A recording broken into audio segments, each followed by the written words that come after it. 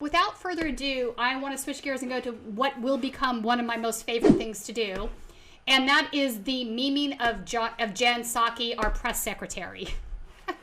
I did this yesterday a little bit with another clip.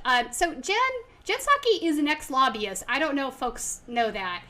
And she's been out there going on and doing interviews for Biden. She hasn't really done a full-fledged press conference per se, but she's been out there, you know, doing her bit. So I want to go through this appearance she had last night on CNN with Lemon. And we're going to go through it and some of the things she's saying and why some of what she's saying is problematic. In particular, I want to focus on the fact that Biden now doesn't want to get rid of the filibuster, and she's talking about that. So let's play that clip. But now the hard part comes, Jen. You have to implement it. That means getting those checks out, getting jobless benefits out, getting school funding to the right place, right? And kids back into school. When will Americans start to feel this help? Well, Americans will start to get checks this month, in March, and our Treasury Department and all of our policy officials are working hard to expedite that and make sure they can get them to as many people as possible. And hopefully we'll have an update soon on how many will get their checks this month. But you're right, and I was talking to the president about this today, and his focus now is on the details, the details, the details. When do people get their checks? When do schools get funding? How do people know if they need more unemployment insurance? So that's what our focus is going to be moving forward. This is the really important piece now, is the implementation. I want to make a point that because she's bringing up the unemployment insurance.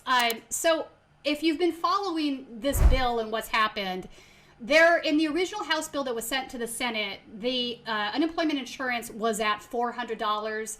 It got chopped back to $300 because Joe Manchin apparently is the president now and controls everybody, and they agreed to this because that's what he approved of in his language. But I also want to point out that a year ago, under the GOP-controlled Congress and with Trump in office, it was $600. This could become a problem later for the Democratic Party. They've now agreed to a payment that's half of what it was under a full GOP control when they campaigned on giving folks more money. And they seem to think that this is a big win. I don't. Right on. So President Biden is planning to appoint someone to get the job done, a czar, right? Can you give us an idea of who is under consideration? Not he quite didn't yet. Get the memo not doing Russia stuff. An important position for him. You know, he looks at the implementation of the Recovery Act as a model in some ways. He rolled up his sleeves when he was overseeing that. He was calling mayors. He was calling governors. He was spending 5 or 6 hours a day focused on that. And he wants to make sure that there's a similar model. So he rolled up his sleeves. He was calling mayors. He was calling governors. He was going to get this thing passed, but he couldn't get his own damn party in line in the Senate. The 2 Delaware senators, that's his home state, voted no. This to me is a failure of leadership. It's his job to get everybody in line, right? And if that doesn't happen, I don't know how we get the Republicans to agree with what we want.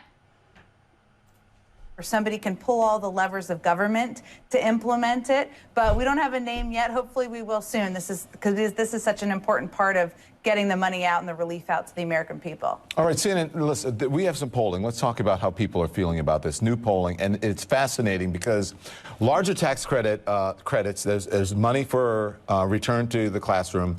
There's sending stimulus checks, all popular with Republicans. Republicans want that. But you didn't get a single Republican vote. Does that change the amount of time that you're going to spend working with the GOP in the future, Jen? It should.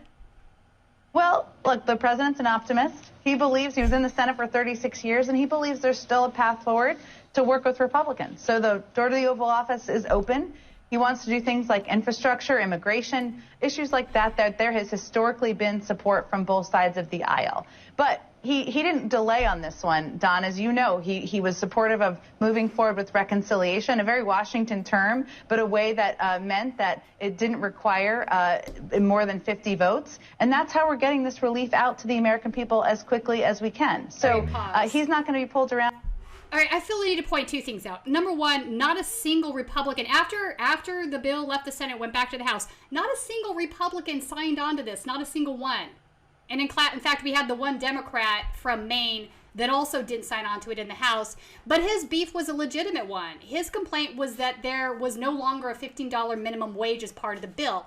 And maybe if 5 other House Democrats, progressives, had joined him, that would have forced them back to the table to include the $15 minimum wage in the bill. And again, I said this yesterday, this is important because we need real structural change in the country. Right now, this bill is more or less a temporary Band-Aid over an open, gaping, festering, pussy wound. It's not gonna do all the things that we need done. So at this point, you have a policy, multiple policies that are popular with voters in both parties across the line. Plurality of voters support the things that are in the bill, yes, of course, and there's some good things in there, don't get me wrong. I'm glad we're doing this. It's better than nothing. But there's also a plurality of voters that want a $15 minimum wage. So not only could you not get the bot Republicans to join in on the bill as it was, you couldn't get several members of the Democratic Party to sign on, including, I'm going to say it again, the 2 Delaware guys from your state. This should lead you to believe something. You're going to have to play hardball if you want to get something done. So either there's one or two things happening here. Either you're fine with this milquetoast stuff and selling it as the New Deal.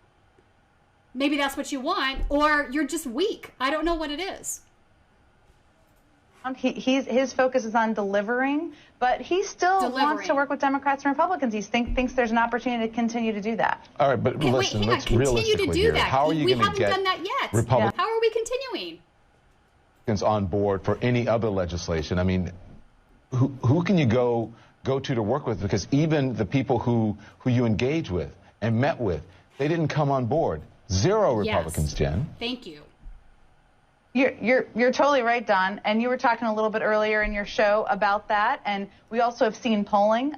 More than 70% of the public supported this package, including, as you already noted, the majority of Republicans supported this package. And this may require a little self-reflection as people go back to their districts and people are looking at, why didn't you support this check with these direct checks that I'm getting? Why didn't you support the money that's going to help reopen our schools? But we need to leave the door open. The American people elected Joe Biden so that we can work together, and that's what he's committed to doing. Stop. That is not why we elected Joe Biden. We elected Joe Biden, because he's not Trump, and Trump was that horrendous. But he campaigned on a $2,000 payment. He campaigned on structural change. He campaigned on supporting the $15 minimum wage. Now, granted, he's still giving lip service to this, but it's going to be a hell of a lot harder to get a single bill passed on this because it's going to be subject to a filibuster, which means instead of needing the 50 votes, we're going to need 60, which is going to bring me to my next point. Infrastructure investment and immigration, I mentioned. He's had some meetings in the Oval Office about some of those issues, and we're going to see what we can work together on. Let's talk about some what's in the bill, okay? There's provisions like expanding the child tax credit and increased subsidies for health insurance. Those expire, though, after a year, Jen. How much of President Biden's sales pitch next week will be about convincing Americans that these social safety net measures should be permanent? Well, a big part, he wants to make the child tax credit permanent. He's talked about that, and certainly he'll look for opportunities to do that and to work with members of Congress to get that done. And he certainly wants to make health care more affordable and accessible. But his real focus is on all of the specific details and making sure that people understand out in the country how to get access to all of the benefits of this package. So I expect that's going to be really the focus of his travel and the vice president's travel and other members of the administration who will be out there in the country, making sure people know how they get the direct checks if they're eligible, how they benefit from the child tax credit, what this funding means for their schools. So this next couple weeks or these trips that he's going to take is really going to focus on this particular package. But I promise you he sees the benefits of the child tax credit and knows that's a way that we're going to address the crisis that is the percentage of women, the number of women who have dropped out of the workforce. So he'll look for opportunities to talk about that too. But this will really be about the package that just passed today. Listen, this is important, and I know you know as a parent yourself, so let's hone in on the guaranteed payments to families with children. It's basically a form of universal basic income if you have kids. Do you think people are aware enough of that provision and the difference that it could make? Hang on, let's pause here for a second. We're not sure. This will make a difference, right? It is giving money to needy families, but the beef I have with this right now is it's not good enough. if you're looking at a metric of $28,000 a year for a family of 4 as being in poverty, are you kidding me? That 30,000, you're still in poverty. 40,000, you're still in poverty. And I went, if you didn't see the live stream yesterday, go back and watch this. We went through the numbers. If you live in Los Angeles and you're a family of 4, you need to be clearing around $70K a year to not be in poverty. So the idea that we're going to pull up, get rid of half the childhood poverty with this temporary 1-year fix, it's not going to happen. It's a step in the right direction, but it's not good enough. Everybody knows that they can benefit from it and how. And so that's really incumbent on us and incumbent on, you know, you're talking about it now, but governors out there, mayors, a lot of people who have megaphones to talk about and make sure people understand how they can benefit.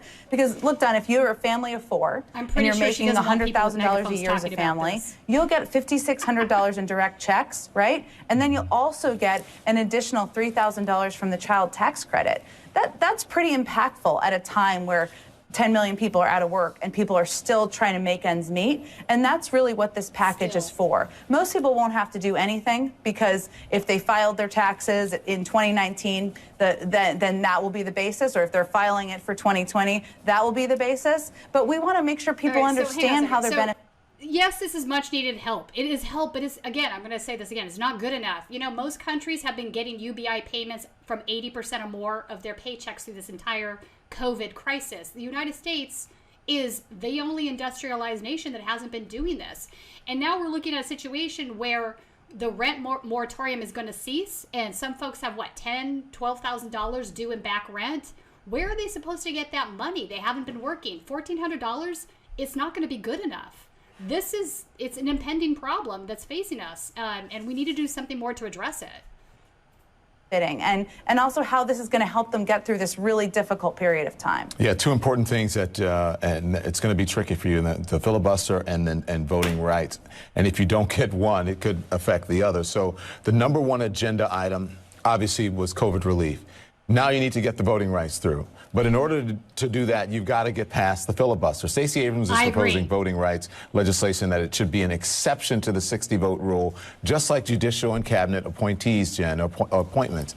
So I know that the president is opposed to eliminating the filibuster entirely, but what about this idea that Stacey Abrams has that it would mean that you don't have to choose between the two? What do you think of that? All right. Pause this for a second. When I heard this, I was so irate because the filibuster has been used time and time again to enshrine both racism and classism. There's a history here. It needs to go, period.